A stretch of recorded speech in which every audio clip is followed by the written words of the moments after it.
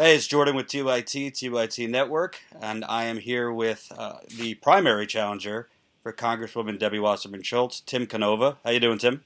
I'm doing well, thanks. Thank you, Jordan. I wanted to start first.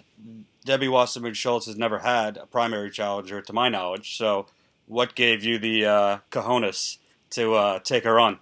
Well, I have an awful lot of support around here encouraging me to take her on, and I'm not taking her on alone. We have an awful lot of folks here in Florida's 23rd Congressional District who have been unhappy with her representation for a while.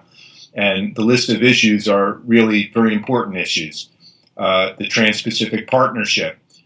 She voted to fast track that. She didn't just vote to fast track it. She really had a deaf ear to anyone who wanted to give any input. Did not engage in any kind of constructive dialogue with any folks in labor or progressive grassroots folks who had problems with the Trans-Pacific Partnership for all kinds of reasons. The outsourcing of jobs, environmental concerns, and concerns about prescription drugs. She's taken an awful lot of money from big corporate interests over the years, millions of dollars, and on a whole range of issues, she's been voting for those corporate interests. Most recently, voting to prevent the Consumer Financial Protection Bureau, President Obama's bureau, from regulating against racial discrimination in car loans. And now it comes out she's taken tens of thousands of dollars from the payday lending industry, and she's pushing a Republican bill to prevent the Consumer Financial Protection Bureau from regulating payday loans. The drug war, she's a drug warrior. She was against medical marijuana. She takes money from private prisons and supports the drug war. So there are an awful lot of issues of concern to folks here in Florida's 23rd that have really very little to do directly with her stewardship of the Democratic National Committee. Hillary Clinton obviously gets all the attention and suspicion because she's running for president, but their resumes are very similar. Debbie Wasserman Schultz has been a fundraising machine Yes. over in her decade in Congress. She takes a lot of money from Goldman Sachs, a lot of money from private equity, those types of places. Do you see Debbie Wasserman Schultz as kind of a symbol of establishment Democrats kind of teetering to the right? Yes. In fact, I've called her the epitome of the corporate machine politician. What she just came out with a few weeks ago was quite telling. In 2008, President Obama banned the DNC from accepting donations from corporate lobbyists. And here we have Debbie Wasserman Schultz overturning President Obama's ban on lobbyist funds to the Democratic National Committee. You mentioned she takes money from Goldman Sachs, all kinds of Wall Street interests, some of it directly into her campaign committee. An awful lot of the more sundry type of donations go to her leadership PAC, her political action committee. And then as the head of the DNC, she brings in even more money from these corporate interests. Your resume goes back all the way, obviously, till birth, but in terms of your activism, you wrote op-eds for the New York Times against Alan Greenspan in the 90s. You were actually on the forefront of that deregulation can cause a gigantic economic crash, which it did. Talk to me about back then, the 80s, the 90s. Sure. What were some of the telltale signs for you? What were the moments where you kind of were going the opposite way of a lot of corporate Democrats, obviously Republicans? Well, one of the pivotal moments was actually 1984. I was a legislative aide to the late U.S. Senator Paul Tsongas, Democrat from Massachusetts. And I worked on a lot of different regulatory issues. And at that time, Congress was deregulating the banks and lending standards and interest rates. And I wrote a number of pieces back then. These were not pieces for Paul Tsongas. These were my own views that was critical of the deregulation of lending standards and really kind of foretold the rise of the subprime mortgage market and the kind of loose lending standards that became such a problem, both in the savings and loan disaster and then, of course, more recently with the housing bubble that burst in 2008. And at the time, I was also writing critically about the federal bailout of Continental Illinois, also in 1984. I think it was the seventh largest commercial bank in the United States. And it was really the beginning of too big to fail. And that's exactly what I was saying, that, you have these big banks that they get bailed out when things go wrong. Into the 90s, I was critical of the deregulation of Glass-Steagall and the decision to abolish Glass-Steagall and the deregulation of derivatives. So for many of those years, I was one of the lonely voices in the wilderness. 2008 started changing things to some degree, of course. How do you, if elected into Congress, when you still have this revolving door between banks, corporations, lobbyists, and lawmakers like Debbie Wasserman Schultz, how do you kind of start the charge to actually get real change? It's the same question people ask Bernie Sanders. We like your ideas, but how do you implement them in real practice? Yeah, when you look at the list of reforms that we need, from regulating Wall Street to providing financing for Main Street and creating good jobs for working Americans and having good trade agreements instead of these corporate outsourcing deals, climate change, the drug war, all of these important issues, you don't get any progress done on them as long as money is dominating our political system. So I really think that this must be the top priority.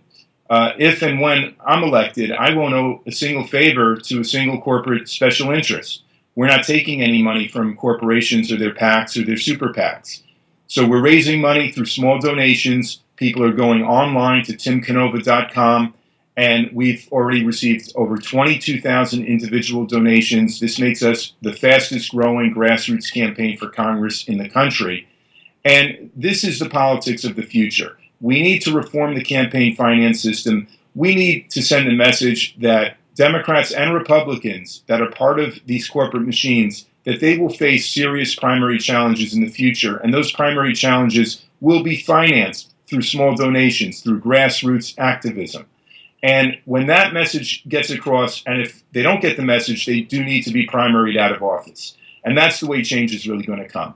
When we have enough people committed to reform to step up and to challenge incumbent, entrenched corporate politicians. And I want to get into the Federal Reserve a little bit, because I've read up that that was a big issue for you. A lot of people don't really understand how the Federal Reserve kind of played into the 2008 crash, how it might be helping or hindering the economy now. What are your thoughts on the Federal Reserve in terms of its cushiness with corporations? Do you think that it's setting policy that's helping Main Street?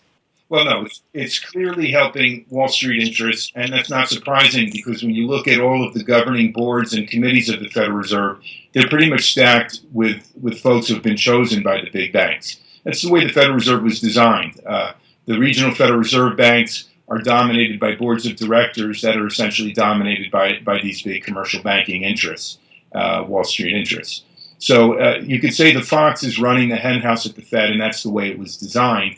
And not surprisingly, the Fed's agenda has always been to help these big interests. So before the collapse in 2008, the Fed was hitting the accelerator, pushing interest rates real low, but at the same time ignoring any of its responsibilities to regulate lending standards. And Alan Greenspan just thought he had this laissez-faire, Ayn Rand type of view of the markets, that the markets always know best, and that there's no such thing as fraud in the marketplace, and the Fed doesn't need to regulate. And it was a very toxic combination. When you push interest rates down to near zero, helping to create a bubble, and then throw lending standards out the window, it's not surprising that that bubble was dominated by very shaky, toxic mortgage loans in huge volumes. I mean, we're talking about trillions of dollars of these loans that had been packaged and securitized and became really a cancer that metastasized through the financial system. So the culpability of the Fed, and not just the Fed's policy decisions, but the way its decision-making, its governance is structured, is very clear. And after the financial collapse, the reforms were pretty weak in some ways. The Dodd-Frank Act had some transparency provisions that had the Government Accountability Office do two historic audits of the Federal Reserve, one about its governance structures, which showed, not surprisingly, that it was rife with conflicts of interest. And the second was an audit of its emergency lending programs during the height of the crisis, which, not surprising given its conflicts of interest, showed an incredible favoritism in near zero interest loans, $29 trillion of them, I believe, to these big Wall Street interests. And in my own research as a scholar, I've compared that, I've contrasted this approach by the Fed, this trickle-down approach of monetary policy, to how the Fed responded to the Great Depression in the 1930s and 1940s. And at least on a somewhat modest scale, but a significant scale, during the 30s and 40s, the Fed actually extended credit to small businesses throughout the country in loans from its regional Federal Reserve banks. And here we see, since the crisis, the Fed not just has given trillions of dollars of low-interest loans to Wall Street, it's also had its quantitative easing programs, QE 1, 2, and 3, in which it has purchased trillions of dollars of assets from these big Wall Street interests. And there's an awful lot the Fed could be doing to channel credit into infrastructure, to help student debtors get some relief, to help mortgage borrowers who are underwater. And it hasn't followed that path whatsoever. You mentioned the drug war. W. Wasserman Schultz has been against even legalizing medical marijuana, nationally in southern Florida. What do you think the costs of the drug war have been, and what do you think the benefit can be for legalizing marijuana? The costs of the drug war are insurmountable. What it has done to people's lives, especially when it's overlaid with the reality that in so many poor and even what were once working class neighborhoods in this country, there's not a lot of great job opportunities. So the drug trade has become, the illicit drug trade has become rather rampant, and has become a pipeline for young men in particular, disproportionately African American and Latino, Hispanic, Native American, but certainly an awful lot of young white men as well, into the criminal justice system, into the jails and prisons of this country, disrupting their lives forever. The cost in human terms is just incalculable. And, this is a country that prides itself on freedom and liberty. And you take a look at what some states around the country are doing, Colorado, the state of Washington, and others, in moving towards a more humane, sensible drug policy, to treat drugs as more a public health issue than a criminal justice issue, and to treat marijuana in particular in a variety of ways, to allow states to experiment with their marijuana laws. Colorado has taken what some consider an extreme position, but it seems to be working out pretty well for a lot of Coloradans. It has created a thriving industry, created tens of thousands of jobs and tax revenues that are being used to fund their schools. And, I'm not saying that is the model that everyone should follow, but I am saying that the federal government should get out of the way and allow states to experiment with their own marijuana policies. And they should stop even prosecuting other harder drugs as a criminal issue, and they should start dealing with it as a public health issue. It says something about this country and the despair that is just below the surface for a lot of people, that they are turning to drugs, turning to a happy pill to cure depression when the richest country on earth is not providing the kinds of jobs and educational opportunities that give people meaning in their lives. And I see the Bernie sign behind you, so I want to ask you, not from the financial standpoint, because obviously you're not taking PAC money. Debbie Wasserman Schultz is a fundraising behemoth down there, but just from an interpersonal level, have you felt kind of a trickle down from the chord that Bernie has struck nationally down in Florida in conversations you've had with people? Do you find when you talk to constituents, your message is resonating? And I've been on the campaign trail. Do you find that a lot of people are still in pain? Because I'm talking to a lot of people who, when you hear their stories of their hardships economically, it's very striking. Well, I see the pain all the time. I've been teaching in university systems for the past 20 years, and it doesn't matter what university I'm teaching at or what university I'm visiting to give a guest lecture or as part of a symposium. Students in this country are facing a tough job market that in many ways has not improved all that much in the last few years. The official unemployment statistics really mask the reality that this generation of millennials, but also Gen Xers and baby boomers, even people in their mid-career, the American dream has not been working out the way many had hoped it would be.